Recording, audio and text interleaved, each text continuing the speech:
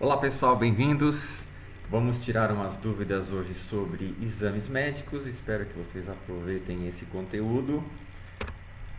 Primeira coisa, vamos verificar aqui quais são os exames obrigatórios. Vamos dar uma passadinha sobre cada um deles, quando que eles precisam ser feitos e por quê. Então vamos lá. Primeira coisa, os admissionais. Os admissionais são os exames que você faz nos seus funcionários antes deles iniciarem as atividades na sua empresa. Perfeito? Periódicos, feitos durante a permanência deles na empresa, e essas periodicidades podem ser anuais ou bienais. Mudança de risco ocupacional. Nossa antiga mudança de função. Ele mudou de nome, mas é o mesmo exame, e ele é necessário quando existe uma alteração de atividade com riscos ocupacionais diferentes. Eu vou falar um pouquinho desse exame daqui a alguns slides, tá? Retorno ao trabalho, outro exame obrigatório, feito para aquelas pessoas que ficam fora da empresa, fora do trabalho, há mais de 30 dias, perfeito? E os demissionais, feitos antes do desligamento das atividades. Evite de fazer esse exame depois de pagar as verbas rescisórias, por exemplo, porque isso pode dar problema se ele tiver alguma coisa de alteração nesse exame, você não vai conseguir finalizar tudo direitinho, perfeito? Tem que ter atenção nesses detalhes aqui. Periodicidade dos exames. Os clínicos eles podem ser anuais ou bienais. Isso vai depender dos riscos a função ou não, se existe esse risco na função ou não. Então, por exemplo, pessoa que faz um exame anual deve ter algum tipo de risco ocupacional atrelado a essa atividade, então precisa ser controlado anualmente. O bienal, a cada 2 anos, né, é uma atividade que não tem risco ocupacional. Vou dar um exemplo, uma atividade administrativa. Essa aí você faz a cada 2 anos, perfeito? E está tudo certinho. Uma dica importante, evite fazer outras periodicidades. Eu quero fazer todo mundo bienal, quero fazer todo mundo anual. A gente não recomenda e nem deve ser feito isso, porque você vai aumentar o número de exames sem necessidade, vai aumentar a realização de complementares sem necessidade, e você vai ter um aumento de custo, porque você vai tirar essas pessoas da fábrica, da sua empresa, do seu escritório, muito mais vezes, certo? Então, o ideal é você manter essa periodicidade conforme a legislação indica. Perfeito? Outra informação importante é a validade, que é diferente de periodicidade.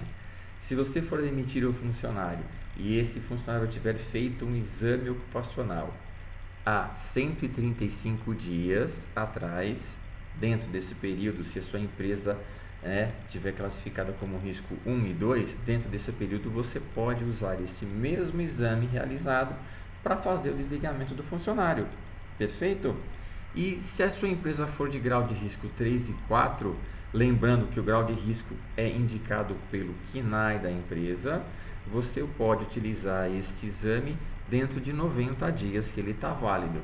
Olha que interessante. Então, se você fez um admissional, um periódico, um retorno ao trabalho, por exemplo, você pode utilizar esse mesmo exame dentro desses intervalos se você tiver a empresa em grau de risco 1 e 2 ou 3 e 4, respectivamente, nesses dias que a gente está colocando aqui para vocês. Legal? Os complementares, eles vão modificar um pouquinho a sua validade. Então, a gente tem exames complementares semestrais, anuais ou até mesmo bienais. Como é que isso funciona? Se você tem, por exemplo, um exame de coprocultura para fazer, ele vai ser exigido a cada 6 meses. Se você tiver um hemograma, anualmente. E as espirometrias, por exemplo, elas são bienais. Então fique atento a isso e segue direitinho aquele cronograma de vencimentos que tem na nossa plataforma, que aquilo ajuda bastante vocês a manterem tudo isso em ordem sem preocupação. Legal? Outra coisa, né? Vamos falar um pouquinho sobre esses 2 exames aí que às vezes gera um pouco de dúvida. Exame de mudança de risco ocupacional. Quando que eu preciso fazer? Quando eu vou tirar um funcionário de um risco A para um funcionário para uma função com risco B. Mudou de risco ocupacional, eu preciso fazer esse exame. Se a função que ele vai ocupar dali para frente tem a mesma caracterização de riscos anterior, esse exame não é necessário. Ficou claro? Retorno ao trabalho. Sempre que meu funcionário ficar acima de 30 dias fora da minha empresa, pode ser por motivo de doença, um acidente, trabalhista ou não, ocupacional ou não, ele precisa fazer o retorno ao trabalho. E uma dica, o exame de retorno ao trabalho para a gestante não é mais necessário, tá? Ele foi retirado da norma. Então, a gestante que cumpriu com aquele período de afastamento de auxílio maternidade, terminou, volta automaticamente, perfeito? Não precisa fazer novamente o exame de retorno ao trabalho. E os atestados médicos, às vezes gera dúvida, ficou 15 dias, ficou 10, ficou 20 dias, não precisa fazer retorno também. Terminou o período de carência do atestado, o funcionário, se tiver condições de trabalho, retorna naturalmente. Perfeito? Facilita bastante a sua vida essa dica, hein? Preparo dos exames complementares. Alguns exames, se você não fizer esse preparo, corre o risco de você ter que refazer, né? Ou procurar um especialista, porque a gente vai ter que investigar qual foi a alteração. Por exemplo, a audiometria. Você precisa estar em repouso auditivo de 14 horas, para que o seu ouvido consiga assimilar toda, né, a condição do teste e não dar alteração nenhuma. Perfeito? A glicemia, ela tem que respeitar o jejum aí de 12 horas. Segura o fone e suporte aí essas 12 horas para você fazer o exame e dar tudo certo para você. E não fique mais do que esse período. Vou ficar 14, 15, 16 horas. Também vai dar alteração, tá? Então esse protocolo precisa ser seguido direitinho. Espirometria.